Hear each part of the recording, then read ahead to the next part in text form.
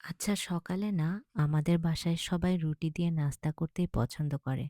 এজন্য ভাবলাম আজ আপনাদের সাথেও রুটি বানানোর একটা টিপস শেয়ার করি। আম্মু বলে রুটির খামি যতটা স্মুথ হবে, রুটি ঠিক ততটাই নরম এবং তুলতুলে হবে। খামির জন্য এখানে একটা পাত্রে ১ কাপ পানি নিয়ে তাতে সামান্য লবণ দিয়ে পানি ফুটানোর জন্য আমি দিয়ে দিয়েছি। এখন যে কাপে পানি নিয়েছি ঠিক সেই কাপে একই পরিমাণ আটা নিয়ে ভালোভাবে নেড়েচেড়ে খামিটা ঢেলে নেব। তারপর অল্প করে প্রয়োজন মতো আটা নিয়ে খামিটা ভালোভাবে মথে একদম নরম করে তৈরি করব। এরপর খামি থেকে আমি ছোট ছোট লইয়া তৈরি করে নেব।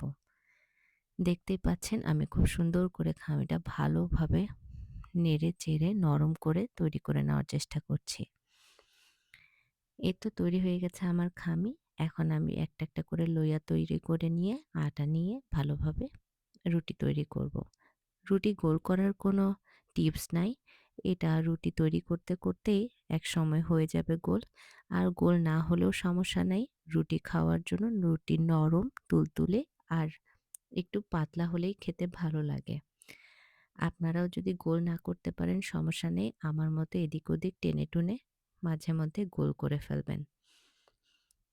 এই তো কথা বলতে আমি আরেকটা রুটি বানিয়ে দেখাচ্ছি। আমি টেনে-টুনে লম্বা করি। করতে একসময় গোল হয়ে যায়। তো রুটি বানানো হয়ে গেছে। এখন আমি রুটিটা সেঁকে নেব। এজন্য আমি চুলায় তাওয়া চড়িয়ে দিয়েছিলাম। তাওয়া গরম হওয়ার পরে রুটি দিয়ে এই তো রুটি সেঁকে নিচ্ছি। আপনারাও কে কিভাবে রুটি বানান আমাকে জানাবেন।